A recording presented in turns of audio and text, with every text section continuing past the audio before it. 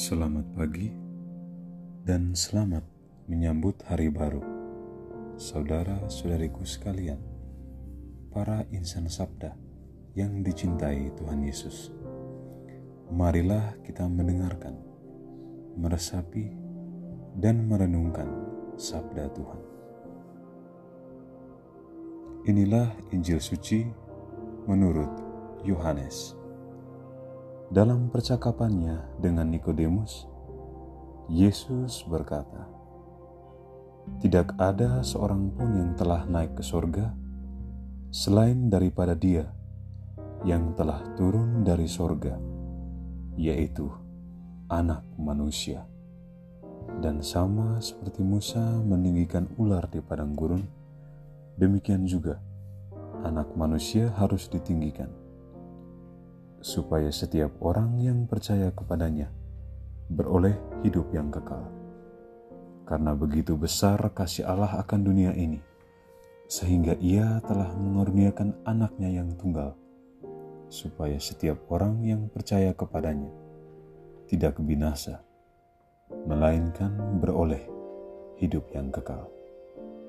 Sebab Allah mengutus anaknya ke dalam dunia, bukan untuk menghakimi dunia, melainkan untuk menyelamatkannya oleh Dia." Demikianlah sabda Tuhan. Saudara-saudari sekalian, para insan sabda yang dicintai Tuhan Yesus, Allah mengutus putranya ke dalam dunia bukan untuk menghakimi dunia, melainkan untuk menyelamatkannya. Terkadang sebagai manusia, kita lebih mudah menghakimi atau mencibir kesalahan orang lain dibanding melihat ke dalam diri dan memeriksa kesalahan kita. Demikian sebuah pepatah klasik yang berbunyi, "Mudah sekali melihat balok di mata orang lain, sedangkan selumbar di mata sendiri tidak dapat dilihat," mungkin cukup tepat untuk menggambarkan salah satu kecenderungan sifat manusia ini. Apalagi ketika seorang atau sesama yang dihakimi telah melakukan suatu tindakan kejahatan atau perbuatan tercela yang menurut manusia itu jahat, haruslah dihukum atau bahkan dikucilkan. Terkadang manusia lupa bahwa kejahatan atau dosa, sebaik atau sesempurna apapun ukuran hukum atau standar moral tertentu, tentu tidak lepas dari kekurangan. Mengapa demikian?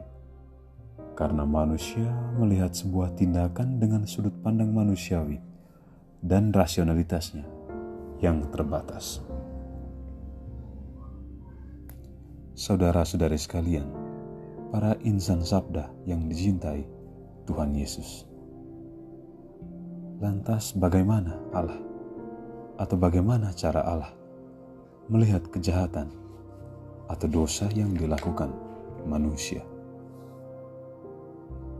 Meskipun manusia telah jatuh ke dalam kuasa si jahat, dipengaruhi, dirusakkan, dan digunakan untuk tujuan jahat, Allah tetap ingin menyelamatkan dunia ciptaan yang dicintai dengan caranya. Saat kita dibaptis, kita hidup dalam Allah dan dapat turut menjadi saksi kasih-Nya, sehingga kekudusan atau kesucian ada dalam diri masing-masing kita. Salah satu aspek penting yang seringkali tidak kita sadari adalah bahwa Tuhan Yesus dalam karya dan ajarannya telah memberikan petunjuk dan penekanan yang jelas antara dosa di satu sisi dan pendosa di sisi lainnya. Yesus dengan tegas membenci dosa dan kejahatan, namun Yesus tetap membuka hati untuk mencintai dan menyelamatkan pendosa atau umatnya yang melakukan kejahatan. Artinya, sebesar apapun dosa yang dilakukan seseorang, Tuhan senantiasa memberikan kesempatan pada manusia untuk bertobat mengucapkan salam perpisahan terhadap dosa-dosa, dan memulai hidup baru. Sebagai insan yang beriman, kita tentu perlu belajar dari ajaran dan teladan hidup Yesus yang menentang dosa dan kelaliman manusia, namun selalu membuka pintu harapan dan kesempatan bagi pendosa untuk menyesali dosa-dosanya dan bertobat. Oleh karena itu, marilah kita semakin peka terhadap rencana Allah. Dengan segala kerendahan hati, kita mohon rahmat Tuhan untuk dapat menggerakkan mata hati dan nalar kita secara jernih. Jangan sampai kita dengan cepat merasa benar karena mengandalkan pikiran sendiri yang lebih mudah menghakimi ketimbang mengasihi. Saudara-saudari sekalian, para insan sabda yang mencintai Tuhan Yesus, apakah kita siap untuk diperbaharui oleh Tuhan setiap waktu? Sebagai orang beriman, kita mesti yakin dan siap untuk diperbaharui dari waktu ke waktu demi hidup yang lebih baik. Mari menjadi berkat dan membagi berkat bagi sesama. Amin.